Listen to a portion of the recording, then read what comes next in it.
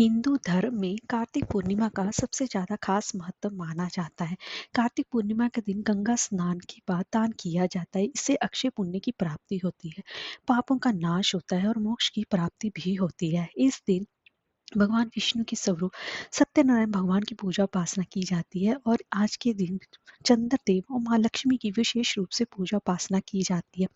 और आज के दिन कार्तिक पूर्णिमा के दिन व्रत रखने के साथ साथ व्रत कथा पठ सुनने का भी विधान है। तो दोस्तों, आज की इस वीडियो में मैं आपको कार्तिक पूर्णिमा से संबंधित दो पौराणिक कथाएं श्रवण करवाने जा रही हूँ। तो चलिए वीडियो शुरू करते हैं। पौराणिक कथा के अनुसार भगवान शिव के बड़े पुत्र कार्तिकेय जी ने तारकासुर राक्षस का वध करके देवताओं को उसके भय से मुक्ति दिलाई थी। लेकिन तारकासुर के वध से उसके तीन बेटे तारकाक्ष, कमला और विदुमती बेहद दुखी और देवताओं के प्रति आक्रोशित थे। तारकासुर के बेटों ने देवताओं से बदला लेने के लिए ब्रह्मा जी की उपासना प्रारंभ कर दी। उन तीनों ने अपने कठिन तप से ब्रह्मदेव को प्रसन्न कर दिया और अमरता का वरदान भी मांगा। ब्रह्मदेव ने कहा कि ये वरदान नहीं दे सकते तो कोई और वरदान मांग लो। तब उन तीनों भाइयों ने कहा कि आप हमारे लिए तीन अलग अलग नगर बना दें, जिसमें वे रहकर पृथ्वी आकाश सब भ्रमण कर सके। 1000 साल बाद जब तीनों भाई मिले तो तीनों नगर मिलकर एक हो जाए। जो देव एक ही बाण से इन तीनों नगरों को नष्ट कर दे, उसके हाथों से ही हमें मृत्यु की प्राप्ति हो। ब्रह्मदेव ने उनको यह वरदान दे दिया और वरदान के प्रभाव से तीन नगरों का निर्माण हो गया। तारकाक्ष के लिए सोने, कमला के लिए चांदी और विंध्युमाली के लिए लोहे का नगर बना दिया था। उन तीनों भाइयों ने तीनों लोकों पर अधिकार कर लिया। देवताओं के राजा इंद्र इन तीनों भाइयों से भयभीत होकर भगवान शिव के शरण में गए और मदद करने का निवेदन भी किया।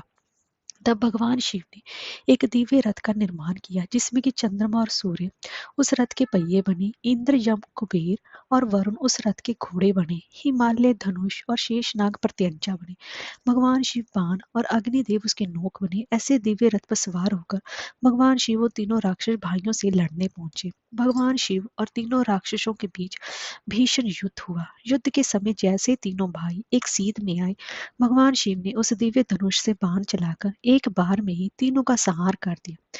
इस वजह से भगवान शिव को भगवान त्रिपुरारी भी कहा जाता है। कार्तिक पूर्णिमा के दिन ये घटना हुई थी। इस वजह से कार्तिक पूर्णिमा को त्रिपुरारी पूर्णिमा भी कहा जाता है। तीनों राक्षसों का वध होने से सभी देवी और देवता प्रसन्न हुए। उन्होंने भगवान शिव की पूजा की। उसके बाद से काशी में जाकर गंगा स्नान किया, फिर वहां पर दीप दान किया। इसी वजह से कार्तिक पूर्णिमा की शाम को देव दीपावली मनाई जाती है। अब मैं आपको दूसरी पौराणिक कथा श्रवण करवा रही हूँ। द्वापर युग के समय की एक बार बात है कि माँ यशोदा जी ने कृष्ण जी से कहा कि हे कृष्ण, तुम सारे संसार के उत्पन्न करता, पोषण तथा उसके संहार करता हो। आज कोई ऐसा व्रत मुझसे कहो जिसके करने से मृत्यु लोक में स्त्रियों को विधवा होने का भय न रहे तथा यह व्रत सभी मनुष्य की मनोकामना पूर्ण करने वाला हो। तब श्री कृष्ण कहने लगे कि हे माता, तुमने अति सुंदर प्रश्न किया है। मैं तुमसे ऐसे ही व्रत को सविस्तार कहता हूँ। सौभाग्य की प्राप्ति के लिए स्त्रियों को 32 पूर्णिमाओं का व्रत करना चाहिए। इस व्रत को करने से स्त्रियों को सौभाग्य की प्राप्ति होती है। यह व्रत अचल सौभाग्य को देने वाला और भगवान शंकर के प्रति मनुष्य मात्र की भक्ति को बढ़ाने वाला है। तब यशोदा जी कहने लगी कि हे कृष्ण, सर्वप्रथम इस व्रत को मृत्यु लोक में किसने किया था, यह सब बातें मुझे विस्तार पूर्वक कहो। तब श्री कृष्ण जी कहने लगे कि इस भूमंडल पर एक अत्यंत ही प्रसिद्ध राजा चंद्रहास से पालित अनेक प्रकार के रत्नों से परिपूर्ण कार्तिका नाम की एक नगरी थी। वहां धनेश्वर नाम का एक ब्राह्मण था और इसकी स्त्री अति सुशील रूपवती थी। दोनों ही उस नगरी में बड़े प्रेम के साथ रहते थे। घर में धन धान्य आदि की कोई कमी नहीं थी। उसको बस एक ही दुख था कि उसकी कोई संतान नहीं थी, जिस वजह से वह हमेशा ही दुखी रहा करती थी। एक दिन एक बड़ा तपस्वी योगी उस नगरी में आया। वह योगी बाकी सभी घरों से भिक्षा मांगकर भोजन किया करता था, लेकिन उस ब्राह्मण के घर से भिक्षा नहीं मांगा करता था। एक दिन योगी गंगा किनारे भिक्षा मांगकर प्रेम पूर्वक खा रहा था कि धनेश्वर ने योगी को यह सब कुछ करते हुए देख लिया। सब कार्य किसी प्रकार से उसने यह उसको करके देखा। अपनी भिक्षा अनादर से दुखी होकर धनेश्वर योगी से बोला, और सभी घरों से आप भिक्षा लेते हैं, परंतु आप मेरे घर की भिक्षा कभी भी नहीं लेते, इसका कारण क्या है? तब योगी कहने लगा कि आपके धर्म हमें इस बात की आज्ञा नहीं देता है, क्योंकि अभी आप गृहस्थ जीवन में एक सुख से वंचित हैं। आपके घर संतान होने पर ही मैं आपके घर से भी भिक्षा स्वीकार कर लूंगा। तब उन्होंने कहा कि जिसे संतान नहीं है, उसके घर से भिक्षा लेने से मेरे भी पतित हो जाने का भय है। धनेश्वर यह सब बात सुनकर बहुत दुखी हुआ और हाथ जोड़कर योगी के पैरों पर गिर पड़ा, तथा दुखी मन से कहने लगा कि आप मुझे संतान प्राप्ति के उपाय बताइए। आप सर्वज्ञ हैं, मुझ पर अवश्य जी कृपा कीजिए। धन की मेरे घर में कोई कमी नहीं है, लेकिन मैं संतान न होने के कारण अत्यंत ही दुखी हूँ। आप मेरे इस दुख का हरण कीजिए। यह सुनकर योगी कहने लगे कि तुम चंडी की आराधना करो। घर पहुंचकर उन्हें ये सारी बात अपनी पत्नी को बताई और खुद वन में चला गया। वन में पहुंचकर उसने चंडी की आराधना की और व्रत भी किया। चंडी ने 16 दिन उसको अपने सपने में दर्शन दिया और कहा कि हे धनेश्वर, जा तेरे पुत्र होगा, लेकिन उसकी आयु सिर्फ 16 वर्ष की होगी। 16 वर्ष की आयु में ही उसकी मृत्यु हो जाएगी। अगर तुम दोनों स्त्री और पुरुष 32 पूर्णिमाओं के व्रत करोगे तो वह दीर्घायु हो जाएगा। जितनी तुम्हारी समर्था हो उतने ही आटे के दिए जलाकर भगवान शिव जी का पूजन करना, लेकिन पूर्णमासी तो 32 ही होनी चाहिए। सुबह होते ही तुम्हें इस स्थान के पास एक आम का पेड़ दिखाई देगा। उस पर चढ़कर एक फल तोड़कर अपने घर तुम चले जाना। अपनी स्त्री को इस बारे में सब बातें बताना। सुबह स्नान होने के बाद वह स्वच्छ होकर शंकर जी का ध्यान करके उस फल को खा ले। तब भगवान शंकर की कृपा से उसको गर्भ हो जाएगा। जब ब्राह्मण सुबह उठा तो उसे उस स्थान पर आम का पेड़ दिखाई दिया। वह उससे फल तोड़ने को चढ़ा, लेकिन वह पेड़ पर चढ़ नहीं पा रहा था। यह देखकर उसे बड़ी ही चिंता हुई। उसने भगवान गणेश की उपासना की और कहा कि हे दयानिधि, आपने भक्तों के विघ्नों का नाश करके उनके मंगल कार्य को करने वाले, दुष्ट का नाश करने वाले, रिद्धि सिद्धि देने वाले, आप मुझे इतना बल दे कि मैं अपनी मनोकामना पूरी कर सकूं। इसके बाद वह पेड़ से फल तोड़कर अपनी पत्नी के पास पहुंचा। उसकी पत्नी ने अपने पति के कहे अनुसार इस फल को खा लिया और वह गर्भवती हो गई। देवी माँ की कृपा से उसे बहुत ही सुंदर पुत्र पैदा हुआ। उसका नाम उन्होंने देवी दास रखा। माता पिता के हर्ष और शोक के साथ वह बालक बढ़ने लगा। भगवान की कृपा से बहुत ही वह सुंदर बालक था। सुशील और पढ़ाई लिखाई में बहुत ही निपुण था।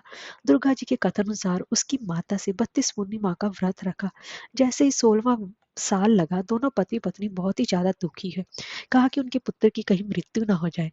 उन्होंने सोचा कि अगर उनके सामने ये सब कुछ हुआ तो वो कैसे देख पाएंगे। तभी उन्होंने देवीदास के मामा को बुलाया और 1 वर्ष के लिए देवीदास को काशी में पढ़ने के लिए भेज दिया।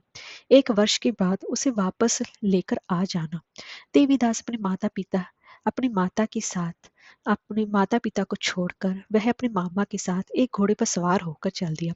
उसके मामा को भी ये सब बातें बिल्कुल नहीं पता थी। उधर दोनों पति पत्नी ने 32 पूर्णिमा का व्रत पूर्ण किया। दूसरी तरफ मामा और भांजे दोनों रात गुजारने के लिए रास्ते में एक गांव में रुके। उस दिन उस गांव में ब्राह्मण की कन्या का विवाह होने वाला था। जिस धर्मशाला में वर और बाराती लोग रुके हुए थे, उसी धर्मशाला में देवीदास उसका मामा भी ठहर गए। उधर कन्या को तेल आदि चढ़ने के बाद जब लगन का समय आया तो वर की तबीयत खराब हो गई। वर के पिता ने अपने परिवार वालों से विचार विमर्श करके कहा कि ये देवीदास भी मेरे पुत्र जैसा ही है, मैं इसके साथ क्यों ना लगन करा दूं और बाद में बाकी के सारे काम में अपने मेरे बेटे के साथ पूरे हो जाएंगे। ऐसा कहने के बाद वर के पिता देवीदास को मांगने के लिए उसके मामा के पास गए। उन्हें सारी बात बताई। मामा ने कहा कि कन्यादान में जो कुछ भी मिलेगा वह हमें दे दिया जाए। वर के पिता ने यह बात स्वीकार कर ली। इसके बाद देवीदास का विवाह कन्या के साथ संपन्न हो गया। इसके बाद वह अपनी पत्नी के साथ भोजन ना कर सका। मन में विचार करने लगा, ना जाने ये कैसी किसकी पत्नी होगी। यह सोचकर उसकी आंखों में आंसू आ गए। तब वधु ने पूछा कि क्या बात है, आप उदास क्यों हैं। तब उसने सारी बातें अपनी पत्नी को बता दी। तब कन्या कहने लगी, ये ब्रह्म भी विवाद के ही विपरीत है। आप ही मेरे पति हैं, मैं आपकी ही पत्नी रहूंगी, किसी अन्य की कदापि नहीं। तब देवीदास ने कहा कि ऐसा मत करिए, क्योंकि मेरी आयु बहुत कम है, मेरे बाद आपका क्या होगा। लेकिन उसकी पत्नी नहीं मानी और बोली, स्वामी आप भोजन कीजिए।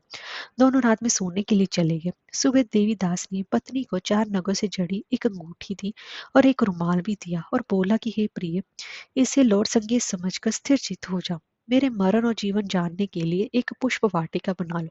उसमें सुगंधी वाली एक नम मल्लिका लगा लो। उसको प्रतिदिन जल से सींचा करो, आनंद के साथ खेलो कूदो। जिस समय और जिस दिन मेरा मरनांत होगा, उस दिन ये फूल सूख जाएंगे। जब ये फिर से हरे हो जाए तो जान लेना कि मैं जीवित हूँ।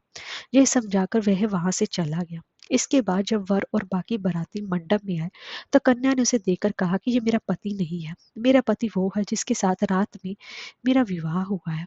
इसके साथ मेरा विवाह नहीं हुआ है। अगर ये वही है तो बताएं मैंने इसको क्या दिया है। साथ ही कन्यादान के समय के आभूषण जो मिले उन्हें भी दिखाए।